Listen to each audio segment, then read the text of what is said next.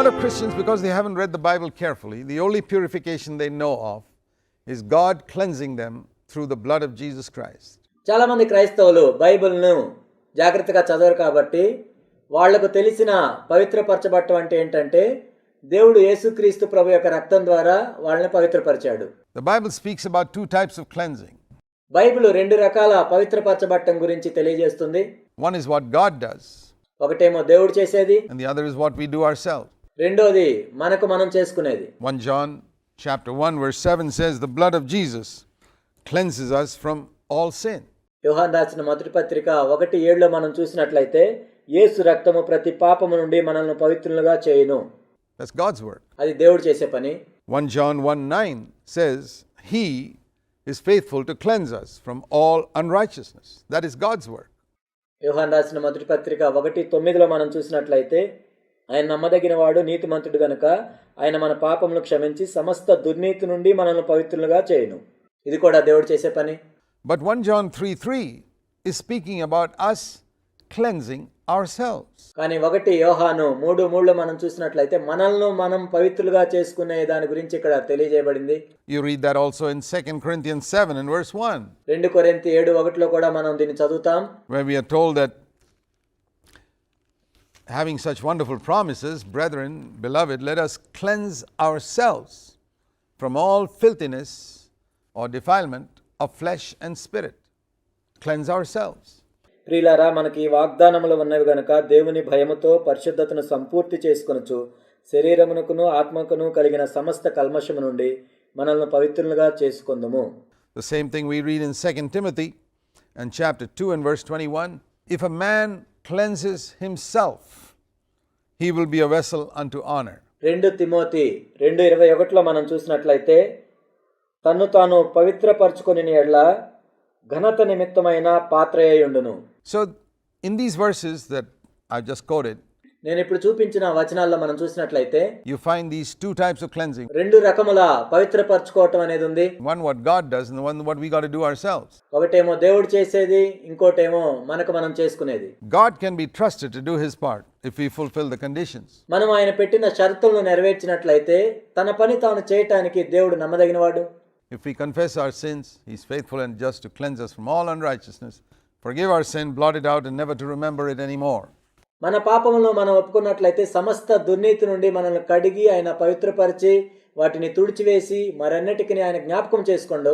According to Hebrews 8 and verse 12. హెబ్రీయులకు రాసిన పత్రిక 8:12 ప్రకారం. And to justify us by the blood of Christ, Romans 5 and verse 9. రోమా 5:9 ప్రకారం ఆయన రక్తం ద్వారా మనల్ని ఉచితముగా నీతిమంతులుగా తీరుస్తాడు. That means declare us righteous. God will do that.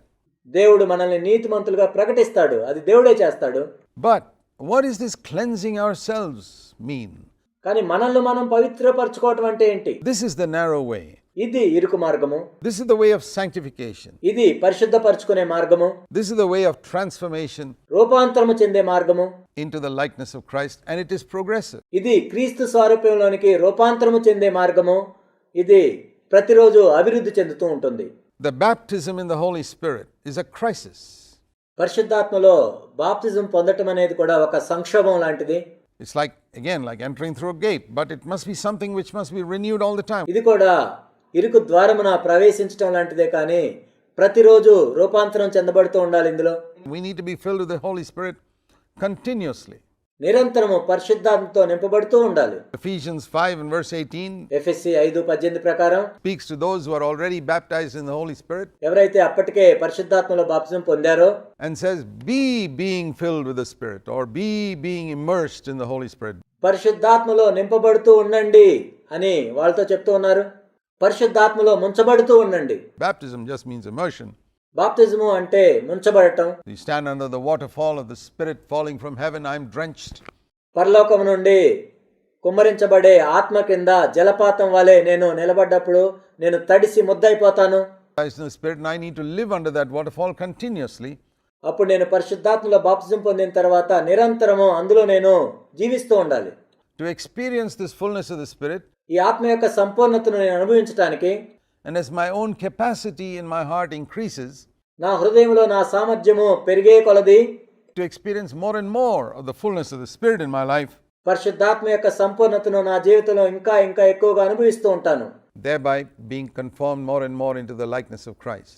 ఆ విధంగా ఇంకా ఎక్కువగా క్రీస్తు యొక్క సారూప్యంలోనికి నేను మార్చబడుతూ ఉంటాను. I cannot change myself into the likeness of Christ. క్రీస్తు సారూప్యంలోనికి నన్ను నేను మార్చుకోలేను. It's the Holy Spirit's job అది పరిశుద్ధాత్ముడు చేసే పని, to make me like Christ. నన్ను క్రీస్తు వలె మార్చటం అనేది. But I need to cooperate with Him by cleansing myself. కానీ నన్ను నేను పవిత్రపరచుకుంటూ నేను పరిశుద్ధాత్మునికి సహకరించాలి. That means when the Holy Spirit points out something in me which is displeasing to Christ, క్రీస్తుకి సంతోషము కానిది ఏదైనా పరిశుద్ధాత్ముడు నాలో చూపించినప్పుడు I get rid of it. దాన్ని నేను తొలగించుకోవాలి. He's not going to get rid of it. ఆయన వచ్చి దాన్ని తొలగించడు. For example, if you're watching a television program which has got some impurity in it, some immorality, ఉదాహరణకి మీరు టీవీలో ఒక కార్యక్రమం చూస్తున్నారు, అయితే అందులో ఎంతో అపవిత్రత ఉంది, ఎంతో అసభ్యకరమైనది ఉంది, some scene which is defiling your mind, ఒక దృశ్యము మీ మనసుని కలుషితం చేస్తుంది. the Holy Spirit's not going to use the remote అక్కడ పరిశుద్ధాత్ముడు రిమోట్ తీసుకొని ఛానల్ను మార్చడు, కానీ నువ్వే మార్చాలి. to change the channel. No. He wants you to do that. క్రీస్తు దీన్ని చూడడు అని పరిశుద్ధాత్ముడు నీకు చెప్తాడు, కానీ He will tell you this is not something that Christ would watch. కానీ ఆ అసభ్యకరమైన దాన్ని చూడాలని నువ్వు అనుకున్నప్పుడు అది నీ ఇష్టం. But if you want to see that dirty movie, that's up to you. But you're not going to walk the narrow way and become like Christ if you continue watching that. ఆ విధంగా నిరంతరం నువ్వు దాన్ని చూస్తూ ఉన్నట్లయితే క్రీస్తు యొక్క ఇరుకు మార్గంలో నువ్వు నడవట్లేదు. You have to use the remote to change the channel. ఆ ఛానల్ మార్చడానికి ఆ రిమోట్ని నువ్వే వాడాలి. That's just one example. అది ఒక ఉదాహరణ మాత్రమే. You could be on the internet అది ఇంటర్నెట్ అయి ఉండొచ్చు, and a computer అది కంప్యూటర్లో ఇంటర్నెట్లో నువ్వు చూసే ఒక బూతు బొమ్మ అయి ఉండొచ్చు, to go to a site which is sexually provocative. The Holy Spirit won't stop you from clicking the mouse to go there. అక్కడికి వెళ్లకుండా నీ మౌస్ని క్లిక్ చేసి పరిశుద్ధాత్ముడేమి ఆపడు. He will tell you you shouldn't go there. నువ్వు అక్కడికి వెళ్ళకూడదని ఆయన నీకు చెప్తాడు. He'll prompt you in your spirit, but you have to cleanse yourself. నీ ఆత్మలో ఆయన ప్రేరేపిస్తాడు, అయితే నిన్ను నువ్వు పవిత్రపరచుకోవాలి. You have to refuse to do that. You have to say, Lord, I'm going to get rid of that habit from my life. ప్రభువా, నా జీవితంలో నుండి ఈ అలవాటును నేను తొలగించుకుంటాను. The Holy Spirit, when He sees you do that, and He sees that you want it, you see what He's testing you. నీవు ఆ విధంగా ఉండాలని కోరుకున్నప్పుడు పరిశుద్ధాత్ముడు దాన్ని చూసినప్పుడు పరిశుద్ధాత్ముడు దేని గురించి నిన్ను పరీక్షిస్తున్నాడు? In all these situations is to see whether you really want to be like Christ or not. నీవు ఆ విధంగా ఉండాలని కోరుకున్నప్పుడు పరిశుద్ధాత్ముడు దాన్ని చూసినప్పుడు పరిశుద్ధాత్ముడు దేని గురించి నిన్ను పరీక్షిస్తున్నాడు? And when He sees that you're really serious about wanting to be like Christ, నీవు క్రీస్తు వలె మారాలని నిజంగా తీవ్రంగా ఉన్నావని పరిశుద్ధాత్ముడు చూసినట్లయితే He will transform you. ఆయన నిన్ను రూపాంతరం చెందిస్తాడు. Let's understand this clearly. దీన్ని మనం స్పష్టంగా అర్థం చేసుకుందాం.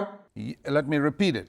You cannot conform yourself into the likeness of Christ. నేను మరలా చెప్తున్నాను, క్రీస్తు యొక్క స్వరూపంలోనికి నిన్ను నువ్వు మార్చుకోలేవు. You cannot produce the divine nature.